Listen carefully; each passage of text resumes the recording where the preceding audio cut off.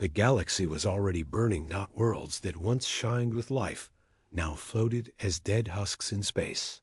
Fleets that had stood strong for centuries were nothing but wreckage drifting in silence. The enemy showed no mercy. Planet after planet fell. Empire after empire retreated. No alliance was strong enough to hold the line. Refugee ships scattered across the void, carrying only fear and whispers. Entire civilizations prayed for survival. Yet, everywhere the story was the same retreat. Defeat, collapse. But then, something happened. Somewhere in the shadows of space, an alien commander did what no one dared to do. Against the strict orders of the Galactic Council, he activated an old transmitter. His hands shook as he sent the code. It was not a normal distress call. It was ancient, encrypted, dangerous. The signal shot into the void and crossed forbiddance. Orders. The message was clear. We cannot win. If you hear this, help us. In the council chambers of a dozen species, silence fell. Everyone knew where the signal had gone. It had crossed into a system no one wanted to mention. A system locked and marked on every map as a red zone. The Sol system, Earth. For thousands of years, Earth was left alone. Not because it was weak, but because it was dangerous. The old records called it a death world, a planet where gravity crushed bones, storms ripped apart continents, and the creatures themselves evolved through endless struggle. Even worse were the humans who rose from it. They were said to be unpredictable, violent, a species that laughed in the face of extinction. Some called them monsters. Others called them survivors. But no one wanted to test the truth. The Council had declared Earth off limits, and the galaxy obeyed. Until now. Alien leaders gathered in secret, their voices trembling. Who sent it? One demanded. Who broke the law? It doesn't matter who, another replied. What matters is where it went. The humans will hear it. Then we must block it, cut the transmission.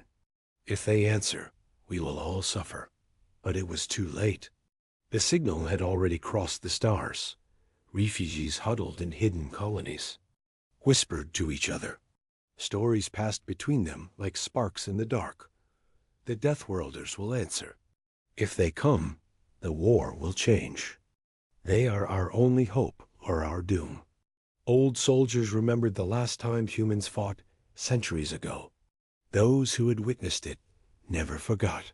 Fleets torn apart by sheer willpower. Enemies crushed, not just defeated. Humans had not fought for conquest. They had fought for survival. And nothing fought harder than something that refused to die. Now, across the dark, every eye turned toward Sol. Would Earth remain silent? Or would the Deathworlders wake again? For days, long range. Sensors tracked the signal's journey. At first, nothing happened. Many leaders began to breathe easier. Perhaps Earth had ignored it. Perhaps the humans were truly gone, or unwilling to involve themselves. But then, the readings changed. A sensor officer from the Varan Empire stared at his console in disbelief. Movement. From Sol, he whispered. His voice shook as he repeated it louder. Movement detected. Something is leaving Earth.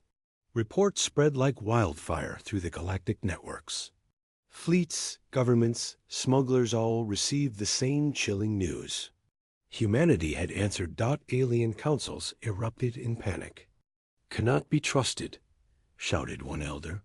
They will destroy everything in their path, cried another. Better them than the enemy, a third whispered, almost afraid to be heard. No one knew what kind of fleet the humans possessed now. Centuries of silence had hidden their progress. Were they still primitive, with metal shells and crude weapons? Or had they advanced far beyond what the galaxy imagined? Only one thing was certain. They were coming. In hidden stations, refugees cheered quietly. A broken mother whispered to her child, "The humans will protect us." But others shivered, knowing the old stories. When humans brought fire, they burned everything, friend and foe alike. The galaxy held its breath. From the Sol system, something vast began to move. The first Terran warships left their orbit, cutting across space with a silence more terrifying than any roar. They sent no warning, no negotiation, no diplomacy. The signal had been heard, and the Deathworlders were coming. The galaxy had waited. In silence. For days, rumors spread faster than light. Traders whispered in hidden ports. Refugees clung to hope. Military officers scanned the void again and again, fearing what they might find. Everyone wanted to know the same thing had Earth truly answered? Now, the answer was clear. Strange signals came from Sol, encrypted, sharp, and cold. They were not the soft words of diplomacy, nor the frightened pleas of allies. These were military codes, tight and efficient, carrying only orders. Humans were preparing for war. Alien governments panicked. They are moving fleets. One council shouted, "Impossible. Earth cannot have fleets." They were primitive the last time we checked. Then check again. Another voice answered grimly. Across the stars, hidden observers watched. Cloaked probes near Sol captured images that made entire command centers go silent. Earth was not primitive. Not anymore. Great shipyards ringed the planet, glowing with power. Dockyards stretched across its moon. Enormous carriers, bristling with weapons, floated like sleeping giants. Smaller warships patrolled the system in disciplined patterns. It was not chaos. It was order. Humans had been building in secret, while the galaxy ignored them. Alien analysts stared in disbelief. They planned for this, one muttered. They always planned. The first Terran fleet left orbit. It was not large, compared to the endless armadas of the galactic powers. Only dozens of ships, sleek and dark. But every one of them looked like a predator. The fleet did not broadcast requests. It did not ask permission to enter foreign space. It moved with grim silence, cutting through the stars like a blade. The Council tried to stop them. Desperate messages were sent to the leaders of Earth. Stand down. This is not your war. Do not interfere. But humans gave no reply. Their transmissions were locked. Their path was fixed. They were coming. In the council chamber, voices rose in fear. If they fight, they will not stop. If they win, they will not share victory. If they lose, they will burn everything with them. The leaders argued, but none dared send ships to block Earth's fleet. No one wanted to be the first to face the Deathworlders. Refugees, meanwhile, began to hope again. On broken colony stations, on drifting arcs, whispers grew louder. The humans are coming. They heard us. Maybe we can be saved. But old soldiers remembered the cost of human war. They had seen the last Terran conflict centuries ago. They remembered how humans fought not for territory, not for glory, but for survival. And when survival was at stake, they never stopped until the enemy was ashes. A retired admiral of the Theran Union spoke quietly to his staff. Pray the humans are fighting for us. If not, pray we never stand in their way. As the Terran fleet cut across systems, strange reports followed. Pirate dens vanished overnight, reduced to wreckage. Enemy scout ships burned before they could even signal. Each engagement was fast, ruthless, efficient. Alien observers were shocked at the weapons they saw. Terran ships carried railguns the size of towers. Launching projectiles faster than light could cross a planet's sky. They carried missiles with tracking patterns no defense could block. And worse, they carried boarding craft small ships that latched onto enemy hulls. What happened inside those ships was never shown. But the screams that echoed on open channels told enough. The galaxy trembled. For centuries, humans had been silent. No trade, no diplomacy. No fleets seen beyond their system. Many thought they were weak, broken, irrelevant. But now, watching their warships carve across the void, one truth became clear. Earth had never been silent. Earth had been waiting, and now the waiting was over. Alien leaders tried to warn their people. They told them not to trust the humans.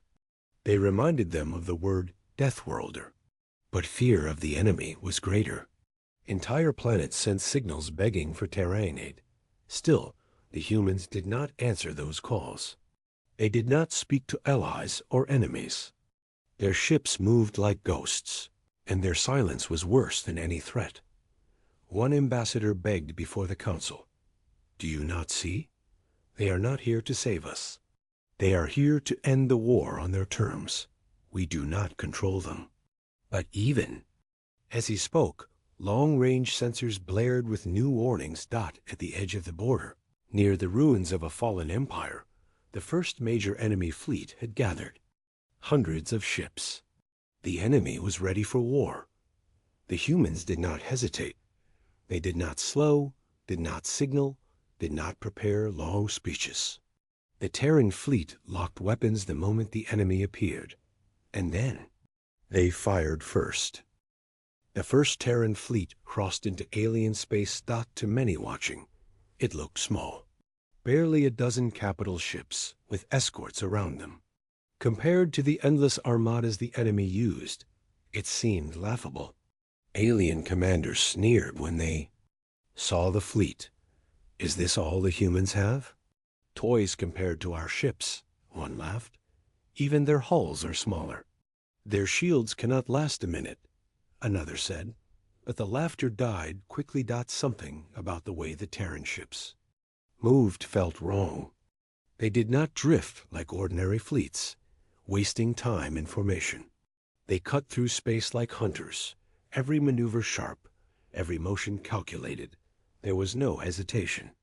No wasted energy. Scouts from nearby species kept a careful distance, recording everything. They expected the humans to make diplomatic contact, to try to form alliances, to explain themselves.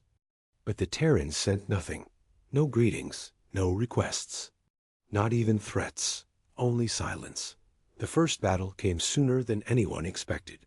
At the edge of a ruined system, an enemy flotilla of 30 ships appeared. They outnumbered the Terrans 3-1. Observers held their breath.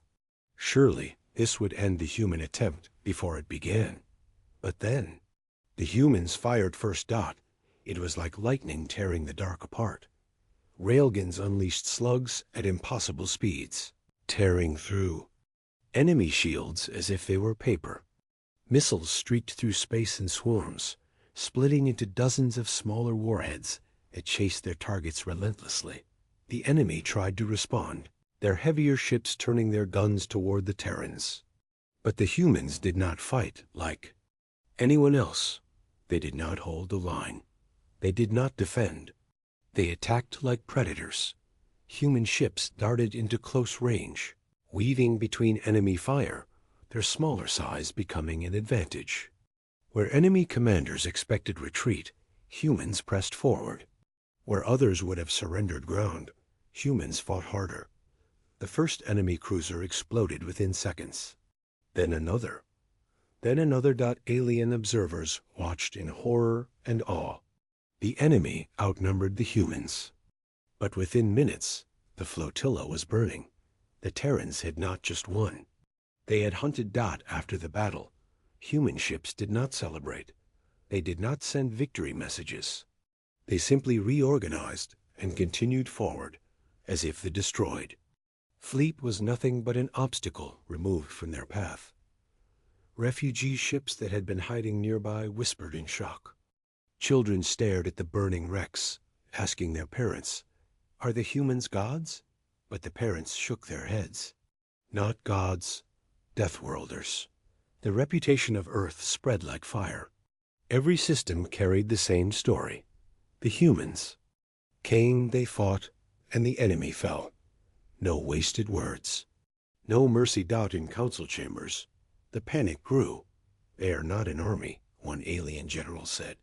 "They are predators. They will not stop until everything in their path is dead," another warned. But for the first time in years, hope also grew.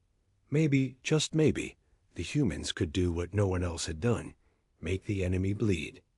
Terran fleet pressed deeper into alien territory. With every battle, their tactics shocked the galaxy. Where most species feared boarding actions, humans embraced them. Their marines launched from small craft, drilling into enemy hulls like claws. Whole ships went dark within minutes of human boarding parties entering. Recordings leaked across the stars. Grainy footage showed human soldiers in heavy armor tearing through corridors, their movements brutal and unstoppable. Even without ships, they were predators. The enemy began to fear them. Intercepted transmissions revealed the invaders giving a new name to the Terrans, the Fireborn. But humans had their own name, simply survivors. As more fleets fell to the Terrans, one truth became clear: humans did not just fight wars, they consumed them. Yet, every victory came with silence. The humans never explained themselves. They never declared alliances or gave reasons for their actions. They only fought. Alien observers grew restless. Were the humans truly saviors? Or were they only using the war as a hunt? Would they stop once the enemy was gone? Or would they keep burning until nothing remained? Even the refugees who cheered for the humans began to whisper their fears. If they win, what will they do next? The Council sent another desperate message to the leaders of Earth. State your purpose. Tell us your goals. Why are you here? No answer came. The humans ignored them. Instead, long-range sensors picked up something else. The Terran fleet was splitting. Smaller groups of ships darted across different systems, striking enemy patrols and ambushing convoys. It was not chaos. It was a hunt, coordinated and precise. Within weeks, entire enemy sectors collapsed, and still, the Terran fleet pushed forward. The galaxy now understood. The Deathworlders had returned to war. And no one knew whether to feel relief or terror. The galaxy had never seen war like this. For years, the enemy swept across the stars like an unstoppable storm. No one stood against them. No one even slowed them down. Whole civilizations crumbled, their fleets burning, their worlds reduced to ash. But now, something was different. Refugees hiding in broken stations stared at their monitors in disbelief. For the first time, the invincible enemy was losing. And it was because of them, the humans. The first battles were shocking enough. Outnumbered and outgunned, the Terran fleet fought with brutal precision, turning every disadvantage into a weapon.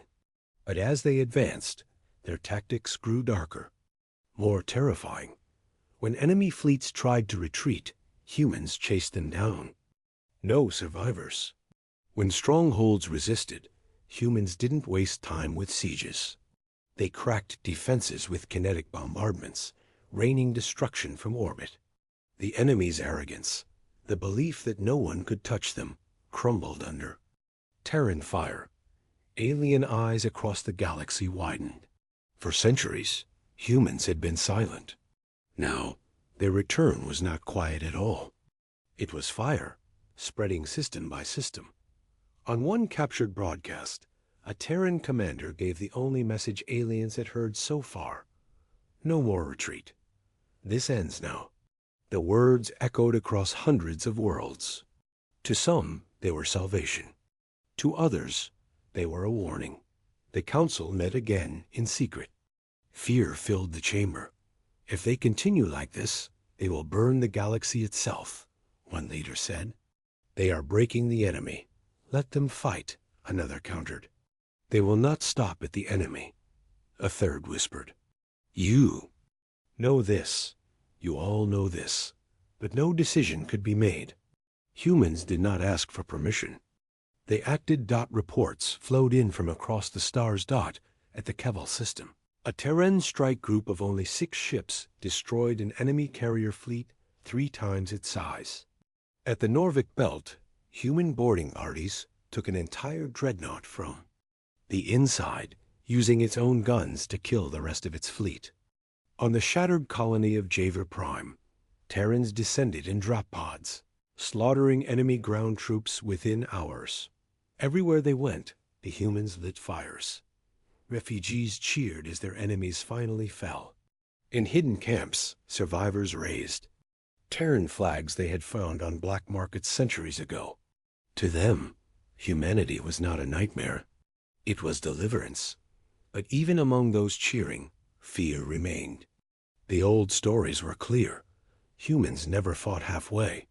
They never stopped when the enemy retreated. They destroyed until nothing could rise again. On refugee channels, one voice repeated the same warning. Pray the humans are fighting for. U.S., if not, we will burn too. The enemy, for the first time, began to falter. Their commanders could not understand. Their fleets were larger, their weapons advanced, their ships built for domination. Yet, against the Terrans, all of it failed. Their war doctrine had never accounted for a species like this, Deathworlders, who thrived in chaos, who learned faster with every loss, who refused to surrender. Enemy transmissions, intercepted by spies, carried a note of fear. The invaders had given the humans a new name in their own tongue. The firestorm dot, it spread quickly. Everywhere, people began whispering it. Firestorm. It was the only word that captured what humans had become. But victories came with a cost.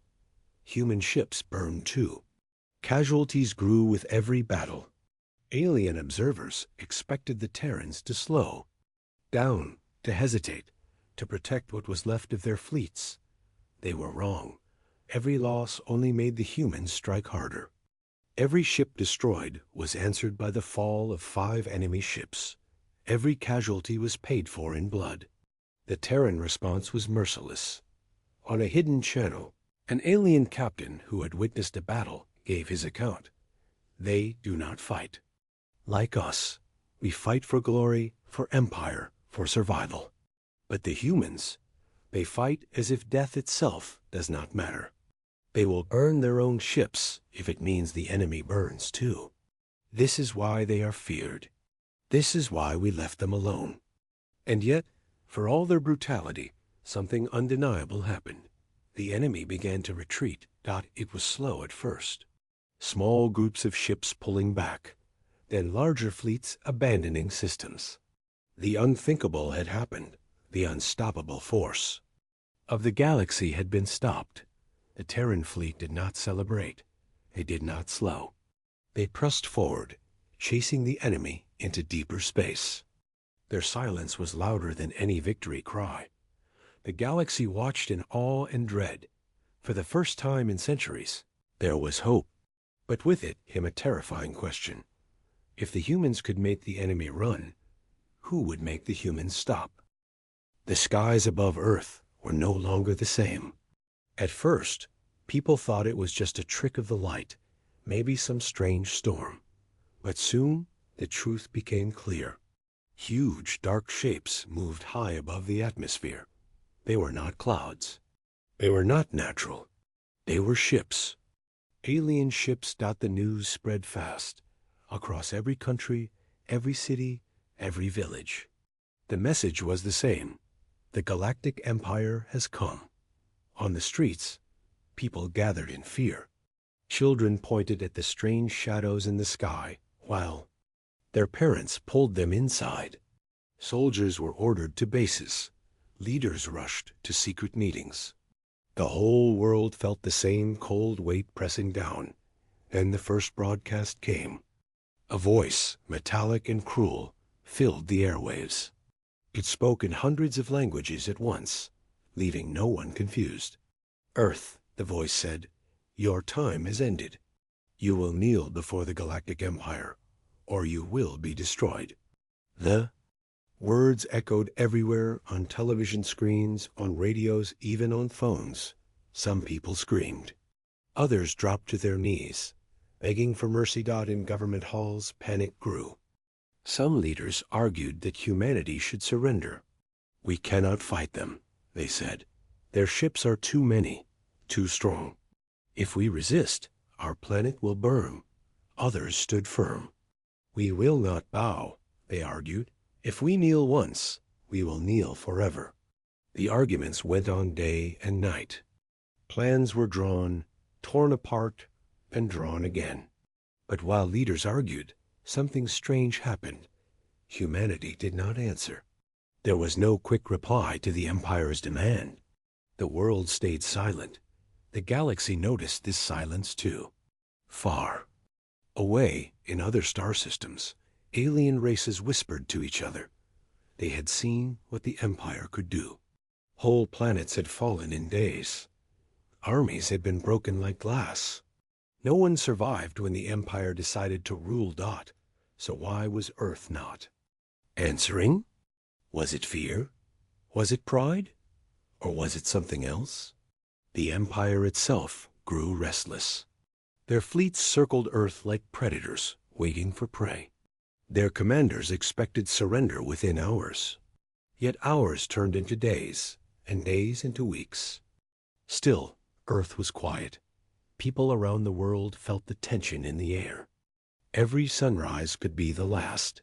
Families hugged each other, unsure if tomorrow would even come.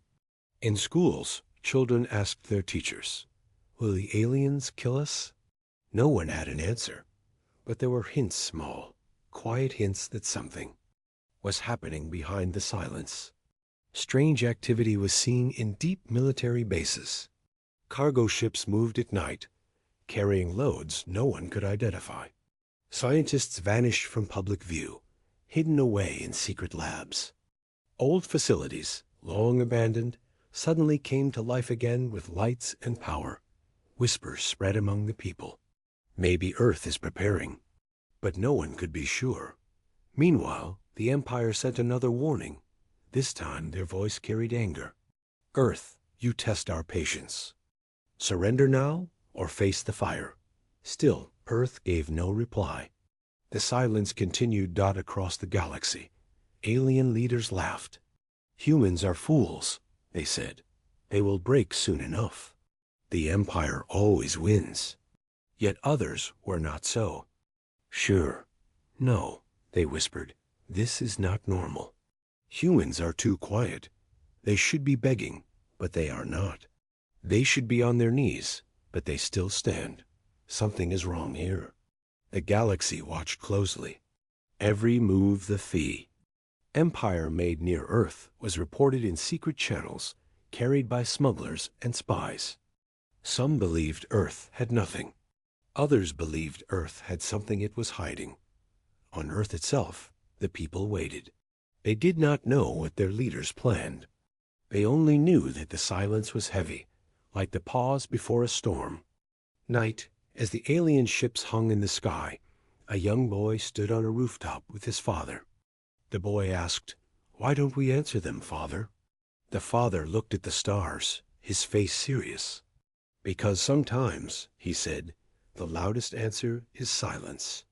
And sometimes silence means we are not afraid." The boy did not fully understand, but he felt a strange hope in his chest. Maybe humanity was not as weak as the Empire thought. Maybe something was waiting in the dark. The Empire believed Earth would soon bend. The galaxy believed Earth was already beaten. But behind the silence, behind the fear, a different truth was waiting. The world held its breath. Humanity had not spoken yet. And when it did, the answer would not be what the Empire expected.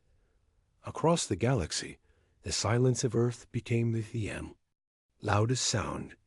Every star system where news traveled carried the same question. Why do humans not answer? The Galactic Empire had demanded surrender. Every other world that faced them had bent within days. But Earth did nothing. No plea, no promise, no voice of fear. Only silence. In great halls of alien councils, leaders mocked the humans. "They are weak," they laughed. They will fall like all the others. They are too scared even to speak. Some races cheered for the Empire, believing humanity's end was near. But not everyone agreed. In the corners of the galaxy, whispers spread. Traders, mercenaries, and spies spoke in low voices. "This is strange," they said. "Humans are stubborn. They fight even when they should not. Why are they so quiet now? What are they waiting for?" The Empire, meanwhile, grew more impatient. Their fleets tightened around Earth. The sky above the planet was a prison of metal. Thousands of alien warships circled, each one strong enough to burn cities to ash. Yet Earth still did not speak. On Earth itself, the silence was even heavier. People lived their days in fear, but also in confusion. Why were their leaders not responding? Every broadcast channel stayed quiet. Every official announcement was empty. There was no surrender, but also no open defiance. Only waiting. Inside secret chambers, however, the story was different. World leaders met in deep underground bunkers. Generals spread maps across tables. Scientists whispered about forbidden projects. Engineers worked in hidden bases far below the oceans and mountains. No one outside these circles knew the truth. To the common people, it looked like nothing was happening. But in reality, everything was happening. The Empire sent another broadcast. This time the voice was sharp, angry. "Earth, you insult us with your silence. Speak now, or you will not. Speak again." The words reached every home on the planet. Families huddled close, waiting for a reply from their government. But once more, there was none. Only the quiet. Fear spread like fire. Protests erupted in cities. Some demanded surrender to save lives. Others demanded war, screaming that humanity must never kneel. One young journalist in New York stood before a crowd and shouted, "If our leaders will not speak, then maybe our silence is not weakness. Maybe it is our warning." His words were broadcast online, spreading fast across the globe. Many began to wonder if he was right. Meanwhile, in the Empire's command ships, alien officers debated what to do. "Perhaps the humans are already broken," one said. "Or perhaps," another answered, "they are hiding something." Reports began to arrive of strange sightings at the edge of the solar system. Empire scouts claimed to see shadows in the Yingding. Void, large objects moving silently, then vanishing before they could be tracked. Most officers dismissed it as nonsense. But a few grew uneasy. The Empire's patience thinned. They prepared a small strike to teach Earth a lesson. A handful of warships were ordered to descend into the atmosphere to frighten the humans into responding. On Earth, alarms screamed. Sirens howled across cities as the alien ships entered. People ran to shelters, expecting fire and death. But then, the warships stopped. They hovered in the skies, motionless. No bombs fell, no lasers fired. They just waited, silent like Earth itself. Hours passed. The galaxy held its breath. Why did the Empire not strike? Why did Earth not respond? In a village in Africa, an old woman sat with children under the night sky. The alien ships glowed above like dark stars. One child asked, "Grandmother, are we going to die?" The old woman shook her head. "Not today," she whispered. "Not while the silence is still here. Listen, the silence is speaking." Her words traveled, carried by those who believed Earth was planning something greater. And indeed, in hidden places, Earth was preparing. Old facilities, sealed for decades, were now alive with power. Giant doors opened in secret tunnels. Machines, older than the current generation, rumbled to life. In space docks hidden behind the shadow of the moon, dark shapes waited silent, unseen. But the people of Earth did not know these details. They only felt the weight of time, the endless waiting. Every day of silence was heavier than the last. Yet with every day that passed, a strange thing happened. Fear began to mix with hope. If Earth had been truly weak, surely they would have surrendered already. If Earth had nothing, surely they would have begged for mercy. But they had done neither. So maybe, just maybe, they had something hidden. The Empire still believed humans were stalling for time. But time was dangerous. Every extra moment gave humanity a chance to prepare. Still, the Empire's pride blinded them. They could not imagine humans being more than insects. The galaxy watched this silent standoff with growing unease. What would break first? The Empire's patience or Earth's silence? The answer was coming soon. And when it came, it would change everything.